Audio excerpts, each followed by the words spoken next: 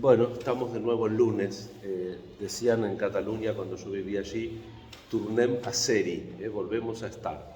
Y estamos en este lunes comenzando con el libro de Ezequiel, que nos va a acompañar durante 2 semanas. Este es un profeta propio del destierro que Dios suscita en el año 597 a.C., entre el 597 y el 570. Vamos descontando hasta llegar al año 0.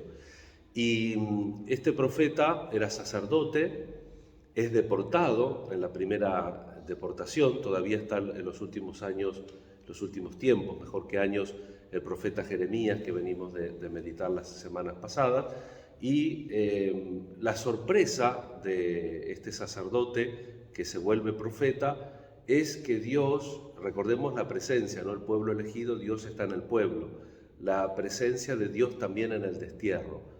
Dios que sigue a su pueblo también en la necesidad, con los rasgos propios de visiones, el género apocalíptico. Vamos entonces 2 semanas a caminar entonces en la meditación con este profeta que nos recuerda algo profundo de nuestra fe, que tiene que ser confianza en Dios, ¿no? A veces la gente se pregunta ¿dónde está Dios? Y de ahí surgen parábolas tan interesantes como esa famosísima de la playa, ¿no? Cuando una persona le recrimina a Jesús no haber estado en las etapas difíciles de la vida y le muestra las huellas, ¿no? Siempre 2 pares de huellas, y en los momentos difíciles había una.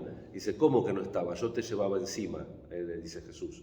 La presencia de Dios también en el momento de la aflicción, que no suprime la libertad y la responsabilidad de nuestros actos y de nuestras elecciones, pero nunca nos deja, siempre nos acompaña.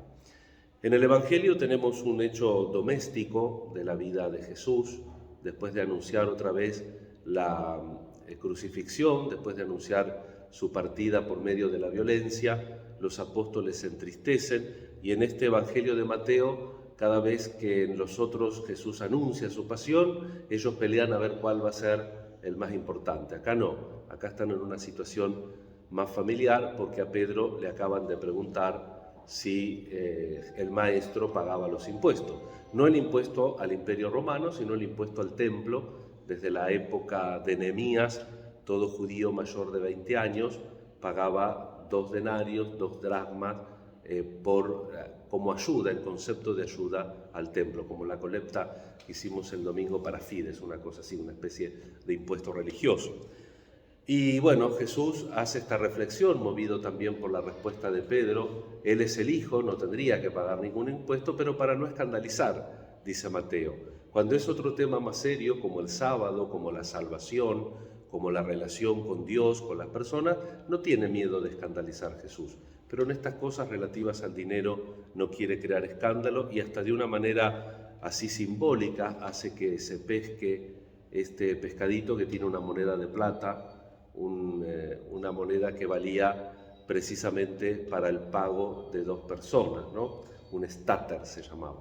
Bueno, vamos a pedir al Señor que nos enseñe esta dinámica de la vida en nuestra comunidad, tratar de evitar los escándalos que no son necesarios, Uno tiene que hacer en la familia, en el trabajo, en la sociedad, a veces tiene que dar motivo de un santo escándalo, pero cuando son cosas necesarias, cuando son cosas que tocan los principios verdaderos de la verdad, de la fe, de la vida de los otros, de la dignidad de la persona humana. Y en último, así como un apéndice, recordar este gran santo que junto con San Francisco de Asís nos iluminan desde la Edad Media, Santo Domingo.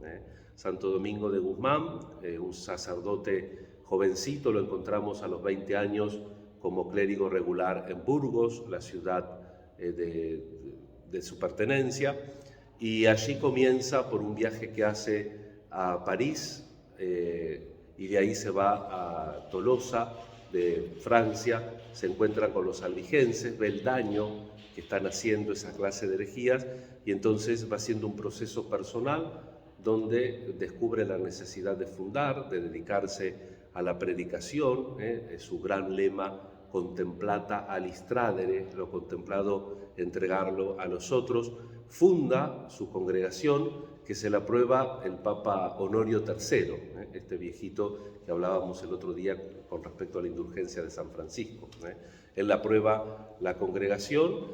Al principio se reúnen con la regla de San Agustín, después hacen su propia orden y ellos se dedican, los dominicos, específicamente a la enseñanza. Por eso las universidades principales de ese entonces, Bolonia y París, pronto cuentan con una presencia muy fuerte de hermanos dominicos que buscan la doctrina. Hay una sola cosa que es el límite para la formación, cuando hay la necesidad de los pobres. Recordarán la anécdota de su biblioteca personal, ¿no? Que si un hermano tiene hambre no puede tener los libros, la única manera, pero siempre la formación, el predicar oportuna e inoportunamente de Pablo, siempre anunciar el reino de Dios. Que también nosotros en nuestra vida tengamos ganas de comunicar, de transmitir necesariamente. Pablo también, ay de mí si no evangelizara.